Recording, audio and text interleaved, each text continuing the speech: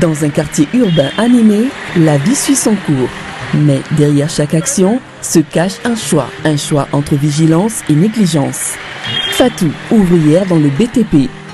Elle lance des travaux d'extension sans prévenir EDMSA. Résultat, un câble coupé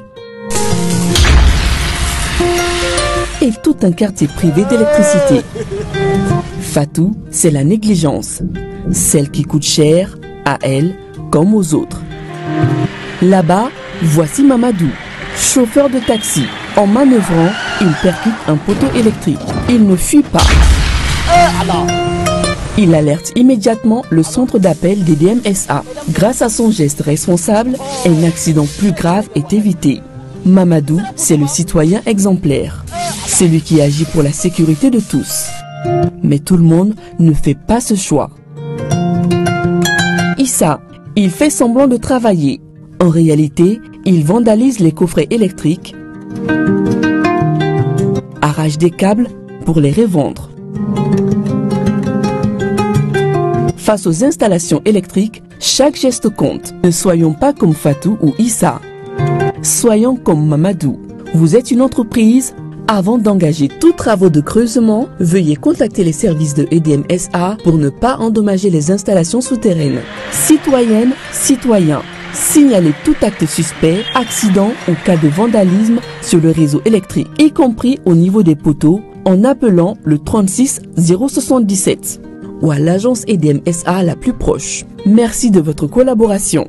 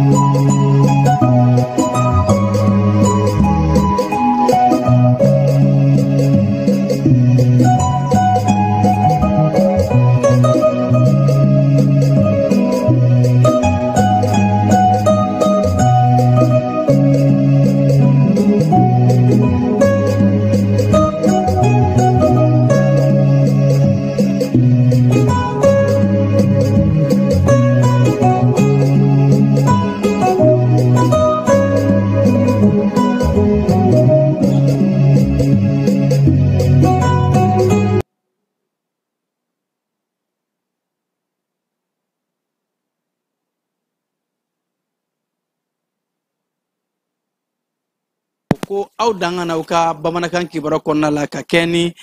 bitarata mekalo kle mwa samba flani mwa ani duru wala fa kibaro konna la bi kuna folu bakul babana talike anga jamana franja la fan wasadon sente maw olu ye fanga blonka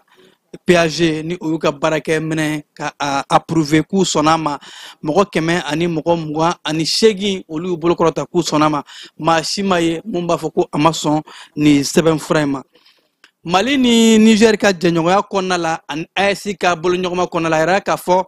Niger jamana be na taji chaman bataka di anma wa songo damateme ja konna la CMDT nyema koro duru arla ka fo critique la mego ye olu la jaya baw ko ukun wolno critique la mego fenga ko dossier ko akecho manye amedomne ko bi folo Mali konna la anga jamana kiriko ministry alebe jalaje ba kene kan jalaja mu na be jamana nafulo odungo juga kelali bara uka Saint Petersburg France kaw bara risikaw bara ngafoti namboro konna la douani aleye mneli bake nyene explosifu mugu jugu aye o mobili domine femunye bamako faba konna la no ani fokata senantara menaka kaw feno arla ka foko menaka coordination régionale ni obe talike uka nyama domako o nyama tunno alisa kafara ni kuna foli nunka kuna foli warabena fara ulukan kaseka wala wala like awye Mali ani kokana kibaraw kan keba jalo nega ko rafa ale bolo kaseka jawera awla soni sona me sengana na wala wala like awye kuna fulla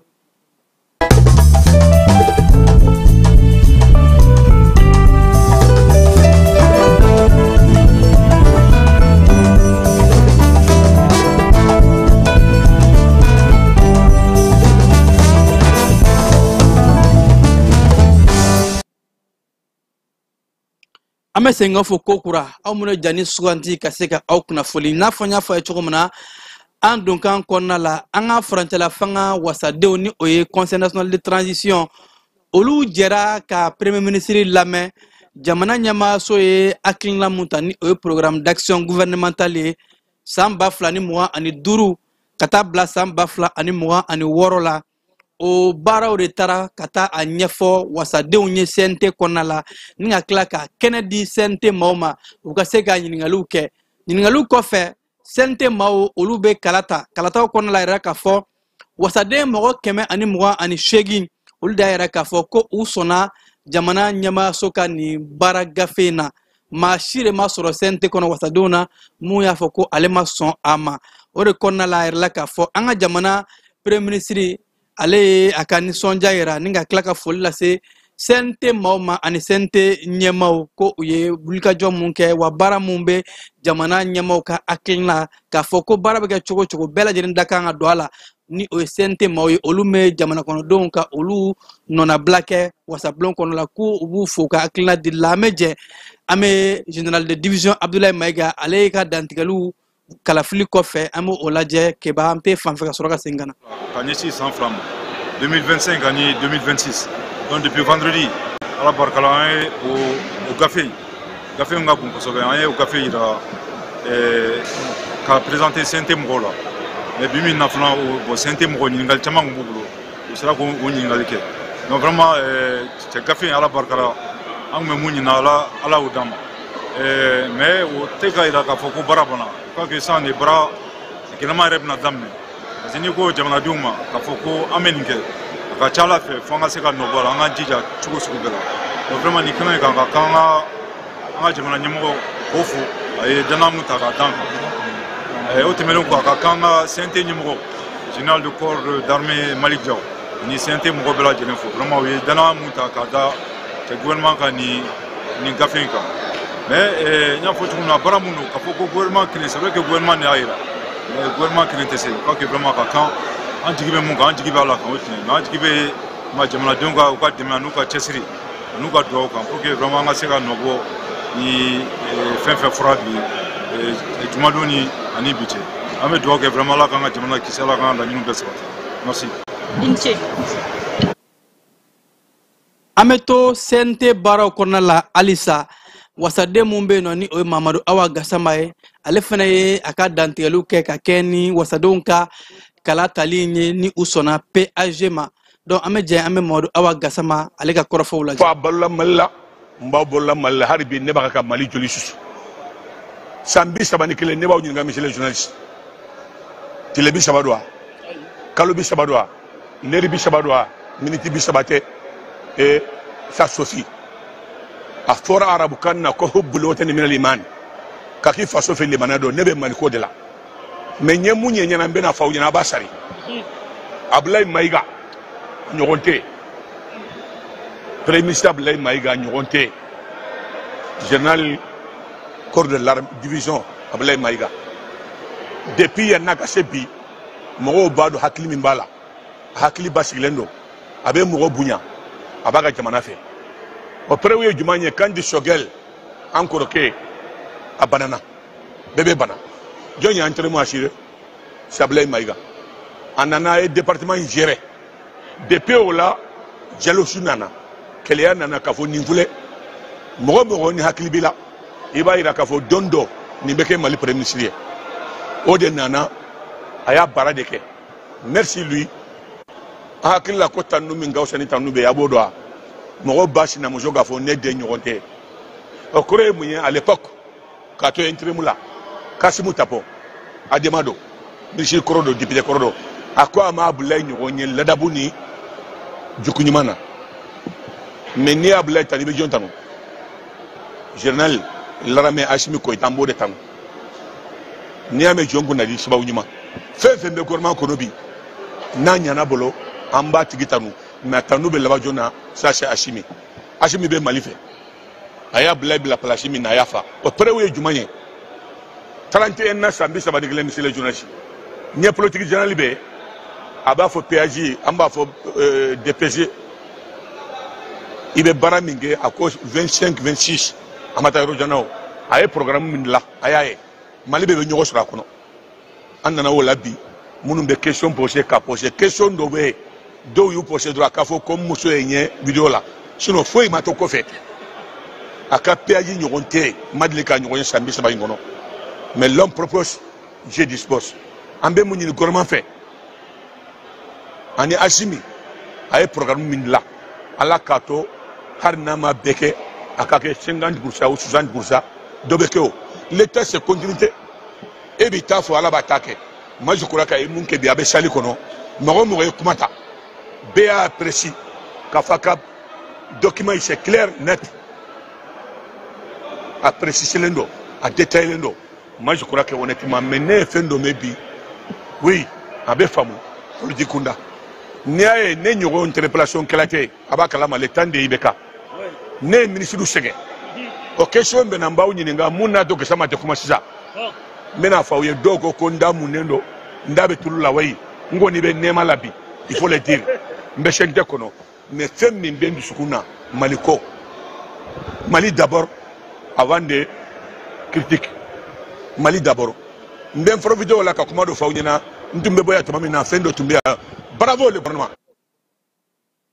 Keba alisa ameto sente kɔnɔna la wasadenw olu ka kalafili kɔfɛ Aboubacar Sidiki Fɔnba ni ale bɛ commissionner santé kɛnɛya ko kunna ale ye a ka kɔrɔfɔw boli kɛnɛya taabolo kan a ye ɲininkali minnu kɛ premier ministre la ani jaabi minnu dira a ma ni o ye a nimisi wasa a ka kuma tɛmɛn'o kan an bɛ o lajɛ. Tiri o la ka fu siri o la ka fu siri fɛnɛ dɔgɔtɔrɔsow jɔjɔlen bɛ ten u tɛ hakɛ yɛrɛ kɔnɔ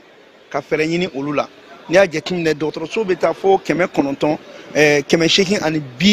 79 na minnu tɛ sariya yɛrɛ kɔnɔ ani ka banabagatɔ kɛ b'a fɔ ko jagofɛn k'a bɔ hôpital la ka taa n'a ye clinique la n'a bolo banna a bɛ segin ka na ni fu ma sɔrɔ o la hali n'a ye diɲɛ matériel bɛɛ ta k'a bila dɔgɔtɔrɔso la fu de don donc o jaabi a y'o di ko ni ala sɔnna ma ko o sarakisɛ in a b'o olu yɛrɛ ka yɔrɔ la donc o bɛna don ba la n ka kuma filanan bolila minnu bɛ barow jɔ k'a ɲɛsin an ka ekɔlisow ma ani an ka diinɛ baarakɛyɔrɔw ma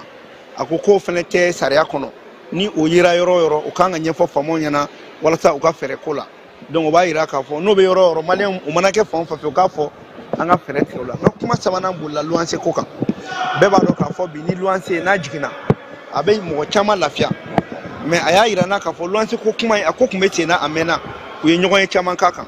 mais u ma tila fɔlɔ sabula a ko ma nɔgɔn luwanse ko in tɛ dɔwɛrɛ ye se bɛ maa minnu ye olu de ka sow ka ca a gɛlɛya b'o yɔrɔ de la mais a y'a yira k'a fɔ baaraw bɛ sen na mais ni ala sɔnna ma u bɛna fɛɛrɛ bɛɛ kɛ walasa sariya in ka se ka taa mais a ma taa fɔlɔ n ka ɲininkali dɔ fɛnɛ bolila assurance régime d'assurance maladie universelle n'o ye AMO ye o AMO kɔnɔna na sɛnɛkɛlaw bɛ don a la cogo di ani minnu bɛ transport la u bɛ don a la cogo di an y'a yira u bɛ se ka don mutuelle fɛ ni sɛnɛkɛlaw ka sɛnɛkɛfɛn bɛ di u k'a di li conditionné n'u donni ye mutuelle la ni commerçant minnu bɛ transport la u ka document fɛnɛ ka kɛ a b'a to bɛɛ bɛ se ka don AMO la ni o sira ye n ka ɲininkali fɛnɛ bolila militarisation ko kan jamanaden bɛɛ bɛnna kan ko ka douane ani surveillant de prison ani eaux et forêts ko k'u militariser n ye ɲininkali kɛ o waleya min fɔra a bɛna kɛ wagati jumɛn n bɛ ka o jaabi kɔni makɔnɔ joyila fɛnɛ an da sera joyila sira ko ma sira min bɔ joyila ka taga masigi ka taga kwale donc o sira in joyila an mago b'a la a ye jaabi dɔ di ma o la jaabi b'a yira k'a fɔ ko baara tɔ wariko bɛ sen na mais an bɛ mun ɲini joyila gitɔrɔnko in ka se ka ban pewu k'a ko bɛɛ lajɛlen ban parce que n'a ma ya joyila kɛra région ye a ka région ya fɛnɛ a ka ɲɛnamaya bɛ nin sira ninnu de la ni sira tɛ yen foyi tɛ yen nɔ mun bɛ se ka sabati n ka ɲininkali dɔ n ka baara dɔ fɛnɛ taara Mali abattoir ko kan n ko Mali abattoir a minnu bɛ concession na a bɛɛ ye privatisation ani minnu privatisera jamana k'a k'a yɛrɛ ta ye sabula an mago b'a la ani an ka usine min bɛ yen n'a fɔ ma ko Tamali n'a bɛ golo baara kɛ u k'a segin ka na nɔ la walasa an ka bagan golo an k'u baara k'a don an sago la n ka kuma dɔ fɛnɛ taara boli péage ko kan n'i ye jateminɛ kɛ bi Mali bɛ wari caman perdi péage ko la parce que péage filɛ sécurité tɛ k'a yɔrɔ la kuma dɔ la fɛnɛ minnu bɛ péage kɛ o tɛ kɛ à partir de 17 heures dɔw bɛ taa so n ko fo ka sécurité kɛ o yɔrɔ la ka tila k'a kɛ machine bɔlɔlɔ sira fɛ a ka digitaliser sabula wari min péage wari bɛ nafaba de ladon jamana kun mais n'a fɔra k'u tɛ ka sécuriser péage caman bɛ yen wagati dɔ la mɔgɔ tɛ kɛ mobili bɛ tɛmɛ ni min kɛ perte de don jamana ma u ka a lajɛ k'o don ba la kosɛbɛ ani n ka ɲininkali dɔ fɛnɛ taara Mali furako kan fura minnu bɛ tali kɛ kɔmɔkili bana ninnu kan fura minnu bɛ tali fɛnɛ kɛ hali césarienne ko kan ka se k'o furaw don ba la n ka ɲininkali fɛnɛ sera agent ka plan de carrière ma n'i ye jateminɛ kɛ plan de carrière in bɛ yen mais a tɛ ka waleya mais hali n'a ma ɲɛ a bɛ waleya yɛlɛmaw kan ka don a kɔnɔ pour que minnu bɛ dɔgɔtɔrɔya baara fɛnɛ la u ka se ka lafiya o dɔgɔtɔrɔya baara kɔnɔna na kosɛbɛ kosɛbɛ n ka kuma dɔ fɛnɛ taara se maa lujuratɔw ma maa lujuratɔw k'u ka carte d'invalidité di u ma ka tila ka arrêté dɔ ta min b'a to INPS ni kanamu ninnu ni CMS n'u ye tali daminɛ u fɛnɛ ka u ɲin sɔrɔ o la sabula lujura filɛ nin ye garijɛgɛ de don mais n'u fɛnɛ bɛ ka taa baara la a b'a to u bɛ se ka ko dɔ k'u yɛrɛ ne ka kuma fanba bɔra nin fɛ ministre ye jaabiw di a caman fɛnɛ la mais jaabi filanan an bɛ ka o makɔnɔ mais an bɛ min fɔ kuma la surunya la an bɛ CNT mɔgɔ bɛɛ fo sabula problème o problème ne bɛ Mali la ne ma dara ni problème bɛ yen ni CNT mɔgɔ dɔ da ma se kuma dɔ ma min bɛ maliyɛnw ka ɲɛnɛmaya ko lajɛ ka daminɛ carte nina ko la ka taa hali seliba bɛ na se an b'a kɛ cogo di ka taa drogue tali la ka taa fɛn gɛlɛya caman na hali logement sociaux bɛ di munna furufuru feerela t'a sɔrɔ munna boucher t'a sɔrɔ munna a bɛ di nin cogo la a bɛ di ji cogo jumɛn na o kumaw bɛɛ fɔra a kɔnɔ fo ka taa se an ka soba min bɛ yen n'a b'a fɔ ma ko agence nationale de la sécurité sanitaire des aliments o fɛnɛ o bɛ kɛ cogo di walasa maliyɛnw bɛ dumuni minnu kɛ ani an bɛ ji minnu min olu bɛ se ka lajɛ cogo di lajɛ cogo ɲuman na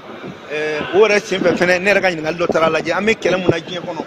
tiɲɛ don an bɛ marifakisɛ kɛlɛ la mais kɛlɛ bɛ se ka kɛ ni banakisɛ fɛnɛ ye kɛlɛ bɛ kɛ n'o banakisɛ mun ye an ye fɛn jumɛn de boloda olu kama hakili la olu jaabiw bɛ kɔfɛ mais an bɛ premier ministre fo kosɛbɛ sabula fɛn mun bɛ plan d'action in kɔnɔ a bɛ kuma maliyɛnw ka hakɛ ni maliyɛnw ka ŋunanfan kan mais n'i ye jateminɛ kɛ n'a sera ka don ba la kosɛbɛ a bɛ jamana lafiya a bɛ jamanaden bɛɛ lajɛlen lafiya.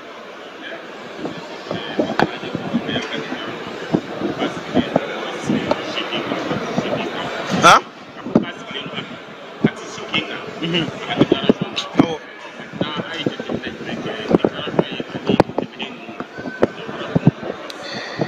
Ni premier ministre fɛn fɛn tɛmɛna a ka plan d'action ka ɲi n'a bɛɛ ta an kana ɲɔgɔn nɛgɛ u tɛ comparer yɛrɛ c'est-à-dire a ye fɛnw kɛ fɛnw sigilen bɛ ɲɔgɔn kan wa a sigilen bɛ ɲɔgɔn kan n'a musaka ye wa a sigilen bɛ ɲɔgɔn kan n'a kɛcogo ye mais bɛɛ b'a dɔn k'a fɔ jamana bɛ gɛlɛya dɔ kɔnɔ mais jamana bɛ gɛlɛya kɔnɔ n'a ta o ta a ye fɛn minnu fɔ fɛn kɛtaw don fɛn jateminɛtaw don wa fɛn minnu fɛnɛ don a bɛ jamana nafa kosɛbɛ voilà donc vraiment an b'a fo kosɛbɛ merci.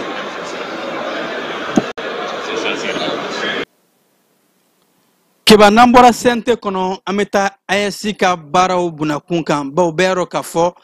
AES fara ɲɔgɔn kan kɛra tare tare bawo baara min bɛ ka kɛ a bɛ ka kɛ maliyɛn bɛɛ lajɛlen ɲɛkɔrɔ sira caman fɛ lakanako bɔ a la ɲɛtaa kuntalajan fo ka taa se développement na a yɛrɛ la k'a fɔ énergie ko bunakun kan Mali ni Niger ye an bolonɔ bila bɛnkan na bɛnkan mun ni a bɛ taa gasoil litiri 150 Niger bena o de ta k'o di an ka jamana ma bolonɔ bilala sɛbɛn na a kow bɛɛ lajɛlen banna Kiba a yɛrɛ la k'a fɔ ko gasoil mun ni Niger y'a d'a ma sɔngɔ la sɔngɔ mun ni sɔngɔ damatɛmɛja don bawo ko a litiri dira an ma 65 ni buruburu 2 dɔrɔn 328 francs CFA bɛɛ lajɛlen b'a dɔn k'a fɔ ko gasoil officiellement a bɛ ka feere yan nɔ 120 yɔrɔ caman na ka kɛ ni wari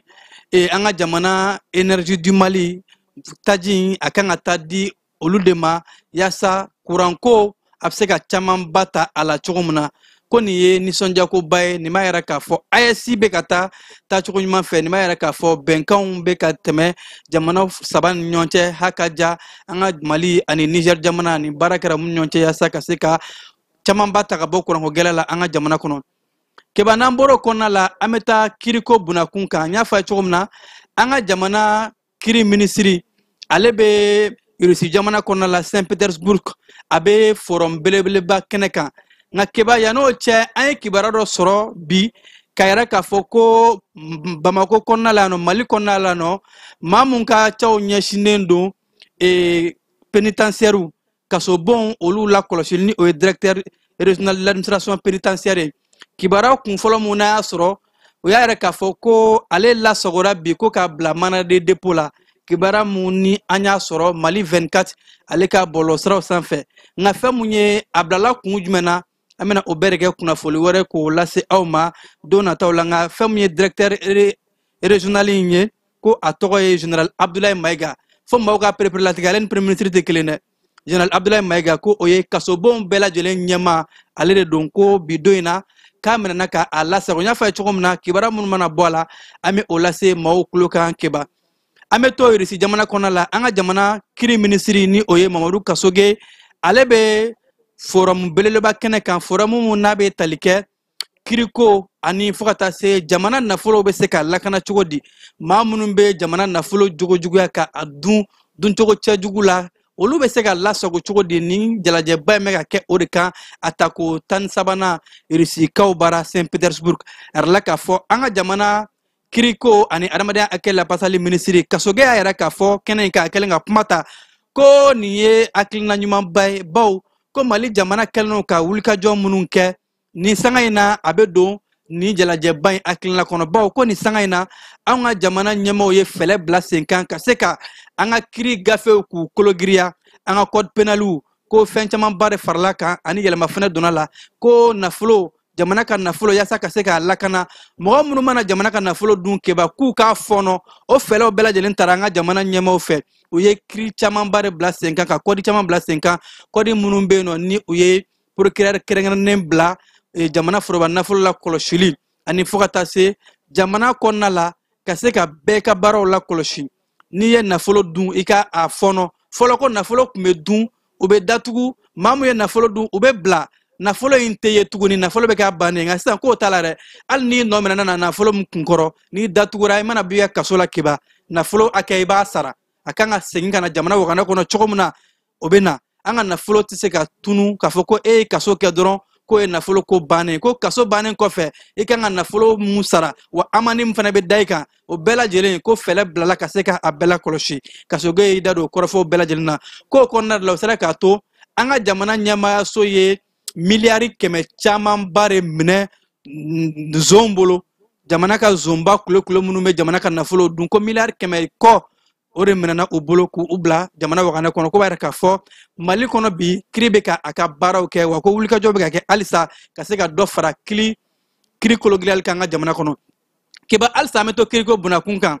arala k'a fɔ ko dossier dɔ tun bɛ yen nɔ dossier mun n'a bɛ tali kɛ CMDT an ka jamana cikɛlaw ka jɛkuluba in ko CMDT ɲɛmaakɔrɔ mɔgɔ 5 olu kun lasagolen don wa u ka baaraw tun bɛ sanfɛ kiri de ka bolo kan ni o ye Cour suprême ye ka kɛ ni tɛnɛdɔn ye ni o kɛra kunungo ye ko Cour suprême mun ye ni maa 5 ka u labila ko maa 5 bɛɛ lajɛlen ye CMDT ɲɛmaaya kɛ ka tɛmɛ k'u labilala k'a fɔ ko sɛbɛnfura mun kun ye u nɔ minɛ CMDT nafolo dɔ bɛ ko n'u kun y'a dun ko ni jalaki kun binna u kan k'a fɔ ko u ye o nafolo dun ko sɛbɛnfura in yɛrɛ ko a dilancogo ma ɲɛ ko dossier mal fondé Cour suprême ye u bila ka taa u ka denbaya la an bɛ don min na ko bi dossier in kɔni ko a lajɔlen don fɔlɔ wa maa minnu don ko a bɛ tali kɛ mɔgɔ 5 ɲɔgɔn minnu bɛɛ lajɛlen CMDT kɛ Dr Nango Danbele b'a la Cɛna Kulibali b'a la Ousmane Amion Gino ale b'a la Kalifa Sanogo fo ka taa se Baba Bertema ni waati in na ni maa 5 in ko u labilala n'an bɔra o kɔnɔna la an bɛ taa kɛnɛyako bunakun kan kiba an ka jamana kɛnɛyako minisiri muso ni o ye médecin colonel Assa Bajalo ale bɛ jalajɛba kɛnɛ kan Suissekaw bara jalajɛ mun n'a bɛ tali kɛ diɲɛ kurukara kɛnɛyako bunakun kan arala k'a fɔ ko Assemblée mondiale de la santé a baaraw nun donna ka kɛ ni tɛnɛ mɛ kalo tile 19 ye n'a kɛra Palais des Nations Suisse kɔnɔna la arala k'a fɔ baaraw daminɛ an ka jamana kɛnɛyako minisiri a y'a yɛrɛ k'a fɔ ko a nisɔndiyara bawo ko n'i ye Mali ta k'a lajɛ an ka kɛnɛyako bunakun kan bi ko baaraba caman de kɛra ɲɛtaaba caman de kɛra maliden bɛ se ka kɛnɛya sɔrɔ cogo di a bɛ fɔ fɛn min ma ko plateau technique ni o ye kɛnɛya ka se ka sabati cogo min na machine ni banabaatɔw mako bɛ a la ko o baaraw kɛra fan caman fɛ marabolo caman kɔnɔna la minisiri musow ka kɔrɔfɔw la a y'a yɛrɛ k'a fɔ ko a nisɔndiyara bawo ko n'i ye farafinna ta k'a lajɛ kɛnɛyako bunakun kan diɲɛsɛnnaani tɔnba OMS a tɔgɔla jɛkulu mun bɛ yan nɔ ko o baaraw bɛɛ lajɛlen bɛ sen na wa o kalataw kɔnɔna la fɛnɛ an ka jamana ɲɛmaaw ani fo ka taa se kɛnɛyako ɲɛmaaw ma ko anw jan kɛra o ko la kosɛbɛ wa maa mun bɛ ta ko anw bɛ a laɲini na kɛ maa ye maa mun be anw ka hakɛw la pasa maa minnu be gɛlɛya mun be an kan ka se ka o gɛlɛyaw lawuli wa fo ka taa se maa minnu fɛnɛ be yen nɔ ni o be AES ka hakilinaw ta ko an be baara kɛ ni o de ye médecin colonel Asaba Jalo ni kɛnɛ belebeleba in kan a yɛrɛ k'a fɔ ko a bɛna wulikajɔw bɛɛ lajɛlen kɛ yaasa Mali fo ka taa se AES an ka kɛnɛya kow be se ka sabati cogo min na keba n'an bɔr'o kɔnɔna la douane ni an y'a fɔ cogo min na u be ka wulikajɔ kɛ diɲɛ don o don ka taa fɛ wa don o don ka wulikajɔw a be ka nafa bɔ ka kɛ ni nin sanga in ye bɛɛ lajɛlen ma dɔn k'a fɔ diɲɛ don o don an b'a yɛrɛ k'a fɔ inspecteur général de douane ni o ye Amadu Konate n'a ka cɛbalenw kuma bɛɛ u ka baaraw be fɔ bɔlɔlɔsira sanfɛ wa don o don de u be ko kura kɛ b'a yɛrɛ k'a fɔ ka wulikajɔw ka bon kosɛbɛ yaasa ka se ka Mali waganɛ k'a bugu a be fɔ olu ma nazarakan na ko soldat de l'économie olu jɔyɔrɔ ka bon kosɛbɛ jamana nafolo la mɔgɔ mun be fɛ ka jamana nafolo ka a kɛ kumanaya walima k'a bila u yɛrɛ kɛrɛfɛmaw ka bolo kan ka don ni minɛnw ye sira jugu fɛ k'u be dan siri u bɛɛ la ani fo ka taa se minɛn jugu minnu be yen nɔ ni maaw be fɛ ka den ka don n'a ye k'u ka wulikajɔw ka bon o de la keba Bamakɔ kɔnɔna la nɔ a yɛrɛ la k'a fɔ k'u taara u tɛgɛ da mɔbili dɔ kan mɔbili mun kɔnɔna la n'u taara mugu jugu de sɔrɔ a kɔnɔ n'u be wele ko pièce d'explosif minɛn mun be fara fara ɲɔgɔn kan ka se ka mugu juguw dilan ani fo ka taa se ɲɛnaminimafɛnw ani minfɛn minnu be maaw b'u dabolo kan alcool k'u taara o camanba de minɛ nin mɔbili in kɔnɔ a yɛrɛ la k'a fɔ ko explosif mun be yen nɔ ni a be kɛ ka mugu jugu dilan ko o 12 ni kɔjan bɛɛ kun be nin mɔbili in kɔnɔ ko fo ka taa se u ka minɛn minnu be yen nɔ u b'a fɔ ma ko cordon détonant explosif a n'a ɲɔgɔn caman minnu be o fara fara ɲɔgɔn kan k'u y'o camanba de minɛ ani ɲɛnaminimafɛn caman caman ko douane maaw ka wulikajɔw u sera ka o de minɛ nin mɔbili in kɔnɔ wa an be don minɛ ko bi minɛnw kan ka kɛ cogo min na maa minnu ni u yera o ni mun ka kan ka kɛ o be o kan keba n'an bɔr'o kɔnɔna la an be taa Amérique jamana kɔnɔ a yɛrɛ la k'a fɔ ko Amérique an ka jamana cakɛdalaw kɛnyɛrɛye cakɛdalaw ani fo ka taa se foroba cakɛdaw olu caman ye u sen don jalajɛba dɔ sen kan Amérique jamana kɔnɔ n'a wele ko Select USA 2025 o be tali kɛ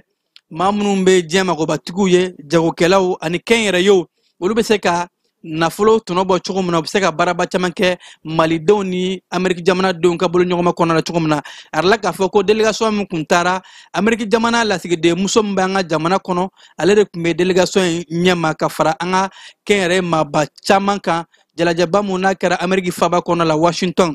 a yɛrɛ la k'a fɔ Mali mɔgɔ 24 hakɛ olu de kun be kɛnɛ in kan kɛnyɛrɛye tigilamɔgɔw ani fo ka taa se n y'a fɔ cogo min na jamana foroba baarakɛla dɔw ko kumaw b'o la fɛn caman kan bolo ɲɔgɔn bɛ se ka kɛ sira minnu fɛ ni o dɔw bɛ tali kɛ sanubɔ ko bunakun kan ni o ye miniko ye transport bunakun kan ani fo ka taa se subahana mansin kuraw diɲɛ ye sɔrɔcogo kuraw ni o ye technologie ye ani fo ka taa se cybersécurité ma maaw bɛ se k'u ka données lakana cogo di ni o ye bɔlɔlɔsiraw bɛɛ lajɛlen an bɛ fɛn minnu bila olu ka se ka lakana ko kumaɲɔgɔnw kɛra o bɛɛ lajɛlen kan sɛnɛko b'a la ani fo ka taa se kuranko ko nin jalajɛba in kɛra jalajɛ nafɛmanba ye bawo maliden mun taara u ye kɔntakiw sɔrɔ wa u ye jɛɲɔgɔnya ɲumanw sɔrɔ u ni Amérique jamana cɛkɛlaw ni ɲɔgɔn cɛ kiba n'an bɔr'o kɔnɔna la an bɛ taa marabolo kɔnɔna kibaruyaw la a yɛrɛ la k'a fɔ Menankaw bara u ka coordination régionale ɲɛmaa ni o ye Sidi Barika ye kibaruya yɛrɛ k'a fɔ ko maa dɔw bɛ yen nɔ minnu ma bugunatigɛ k'u nana maa kofɔlen ko k'a kidnappé ko ka taa n'a ye a yɛrɛ la k'a fɔ ko a kɛra k'a sɔrɔ a tun bɛ ka don misiri de kɔnɔ sufɛ nɛgɛ kanɲɛ 20 waati kuma mun na ni maa ninnu nana maa minnu ma se ka bugunatigɛ k'u nana maa kofɔlen kana se ka taa yewu ka taa n'a ye ka a tunu an bɛ don min na ko bi ko wele bilala an ka jamana lakana tigilamɔgɔw ma force de sécurité ko olu ye wulikajɔw boloda u bɛ ka wulikajɔ bɛɛ lajɛlen kɛ ka fɛn fɛn bɛ yen nɔ u bɛ se ka kɛ k'a bɛɛ bila sen kan yaasa ni maa kofɔlen a ka se k'a lasɔrɔ jɛmakaw bara keba arla k'a fɔ ko mun kun kɛra n'a ye maaw kamana gan k'a fɔ ko kɛnɛyaso banabaatɔ donna ni o ye ambulance ye o ka suɲɛ maa dɔ fɛ maa min ma se ka bugunatigɛ ko maa farikolo fimantigi dɔ kun taara dɔrɔn ka taa ambulance ka a ta yewu ka tunu n'a ye nka ka kɛ ni wulikajɔw ye ko u taara tɛgɛ da ni maa kofɔlen in kan Mali ni Moritani dancɛw la ko maa in a ma se ka boli ka dan kɛ an ka finitigilakaw ani lakana tigilamɔgɔw kɔrɔfɔw fɔlen olu ye k'olu ye fɛn bɛɛ lajɛlen bila sen kan ka wulikajɔw kɛ ani dugudenw ye renseignement minnu di ka kunnafoni min di u ma k'o de kɛra sababu ye maa in Mali ni Mauritanie frontière la to kun tora kilomètre fila dɔrɔn a bɛna fɔ k'a bɛ tunu dɔrɔn o taara o tɛgɛ dilan kan yoyi ani a ka ambulance ka maaw ka banabaatɔ donnan ka segin ka na n'a ye CSRF kɔnɔna la keba kɔkan kibaruyaw kɔnɔna la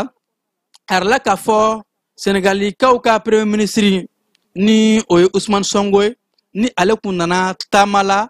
AES jamana Burkina kɔnɔna la yan nɔ a ka taama kɔnɔna la ni a ye dantigɛli kɛ dantigɛli mun n'a yɛrɛ k'a fɔ ko CEDEAO jɛkulu u ye ko dɔw ta ka ɲɛsin AES ma ko mun n'a man kan ko u ye erreur camanba de kɛ o ni AES ka jɛɲɔgɔnya bawo bɛɛ lajɛlen ma dɔn k'a fɔ CEDEAO ni AES an ka jɛɲɔgɔnya kun gɛlɛyara kosɛbɛ Sénégal premier ministre Ousmane Sonko a ka kɔrɔfɔw la a yɛrɛ k'a fɔ ko AES ka yɛrɛtigiya n'a ma ɲɛ k'a fɔ anw y'a laɲini k'anw ka bɔ CEDEAO kɔnɔna la ko o ye anw ka hakɛ de ye ko CEDEAO kun man ka fɔ k'a bɛ pression ta k'a da anw kan gɛrɛntɛ mun n'a dɔ ye k'a fɔ k'u bɛ finitigilakaw ta ka na anw bagabaga walima ka sanction dɔ ta k'a da anw kan ko sanction mun ni u ye gɛrɛntɛ mun da an kan ko c'est inacceptable bawo ko mɔgɔ tɛ se ka sɔn a ma Sénégal jamana premier ministre ka kɔrɔfɔw la ko nin b'a yɛrɛ k'a fɔ farafinna jamanaw bɛɛ lajɛlen CEDEAO jamanaw hakaja AES jamanaw k'an bɛɛ mago bɛ ɲɔgɔn na de ko man ka kɛ ni fanga yira ye ɲɔgɔn na an man ka misikili yira ɲɔgɔn na an kan ka an bolo ɲɔgɔn ma de ka se ka fara ɲɔgɔn kan ko n'o kɛra ko bɛɛ bɛ nafa sɔrɔ o de la Ousmane Sonko ka nin kɔrɔfɔ in o de ye bɔlɔlɔsira fan bɛɛ lajɛlen minɛ maa caman bɛ k'i yɛrɛ ɲininka yalima Ousmane Sonko ka nin kɔrɔfɔ in b'a yɛrɛ k'a fɔ Sénégal jamana a bɛna don AES la wa Sénégal jamana ni AES jamanaw u bɛna baara kɛ ɲɔgɔn fɛ cogo min na wa maa caman bɛ ka o ɲininkali de kɛ u yɛrɛ la keba nin waati in kɔnɔna la halisa an bɛ to Sénégal jamana kɔnɔ keba a yirala k'a fɔ ko Sénégalikaw ka minisiri muso kɔrɔ mun tun bɛ yen nɔ ni ale ka cɛw kun ɲɛsilen don sifinnakaw ani fo ka taa se du ni denbaya ka minisiri ma ni a tun bɛ Macky Sall ka kumaw la muso in ni ale de ye Ndeye Diop ye a yirala k'a fɔ ko Ndeye Diop nin kuma in na ko a bilala kiiri tigilamɔgɔw ka bolo kan bawo sanfɛ kiiri y'a yɛrɛ k'a fɔ ko muso in k'a to minisiriya la ko nafolo camanba de tununa a nɔ la nafolo mun n'a taara jɔ fo sefa wari miliyɔn 52 hakɛ la ko sɛgɛsɛgɛliw de kɔfɛ nafolo mun n'a kɛra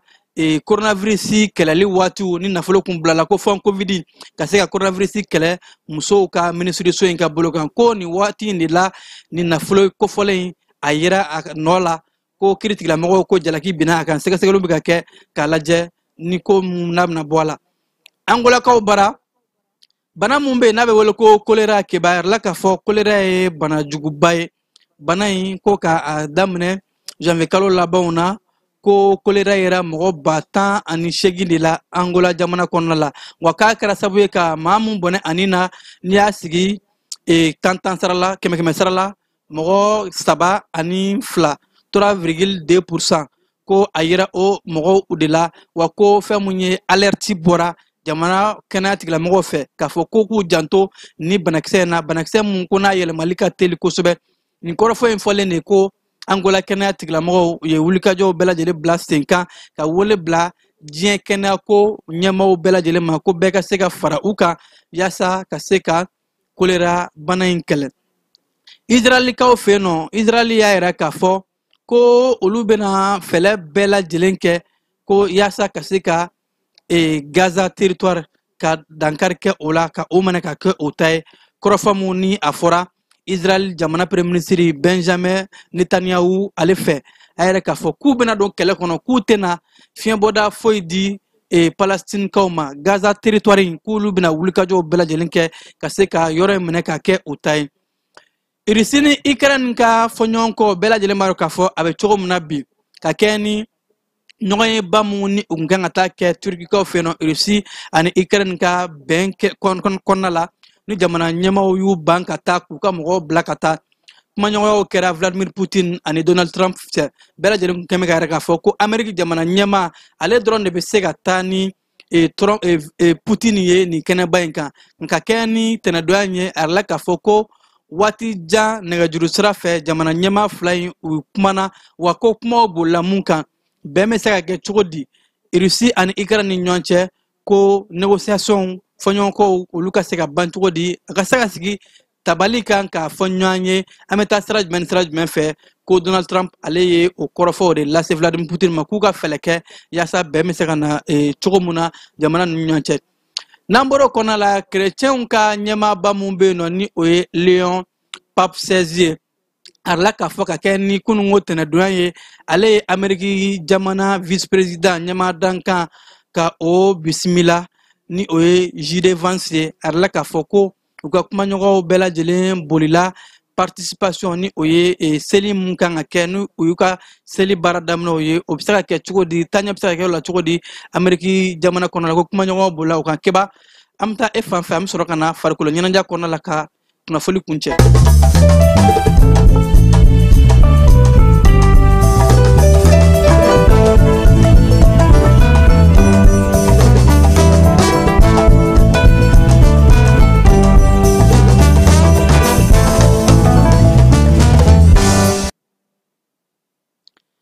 Farikolo ɲɛnajɛ bunakun kan a yɛrɛla k'a fɔ bɛɛ lajɛlen b'a dɔn k'a fɔ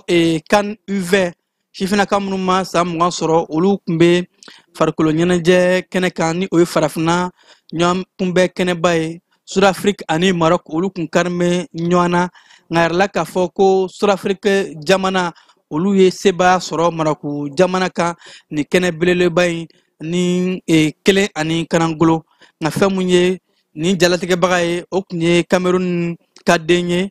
Abdou Meferi ale mun ye ni fɛn mun ye senandolanci ka a baaraw bɛɛ lajɛlen kɛ nin ko in a yɛrɛ k'a fɔ a kɛra senandolanci dumanba ye bawo kɛnɛ mun kan ni maa camanba de kun yera a kɛnɛ kan maaba mun tun bɛ a dɔw bɛ tali kɛ Ezipo farikolo ɲɛnajɛ ani sifinnakaw ka minisiri ani fo ka taa se kafu yɛrɛ o ɲɛma o tun bɛ nin kɛnɛ kan ni o ye Patrice Mopose olu bɛɛ lajɛlen kun taara ka taa senandolanci ka a lajɛ fɛn mun ye U20 ni o ye sifinnaka mun ma san 20 sɔrɔ farafinna kɔnɔna la o ɲɛma o champion senandolanci kɛnɛ kan o de ye Sud-Afrique jamana ye an bɛ waati min na ko bi keba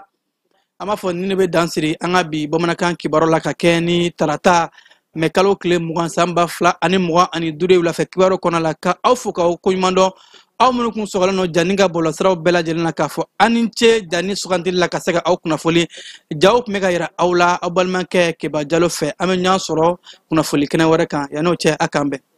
Dugutigi ni wari dafara e passe d'a kan ka sira di ne ma. Sunkalo e kunkolo a tɛ yen dugu wari ko o d'i ma fo dugu ani dugu dun wari t'a de. o kɔni kuma t'a la sa e ka sama mɔnɛ to yen i yɛrɛ ta. Sita Sidi ka numéro filɛ nin ye wari ci.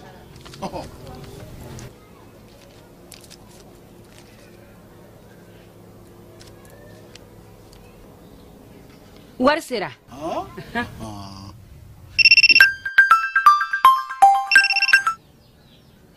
Allo i ye wari sɔrɔ o ɲɛna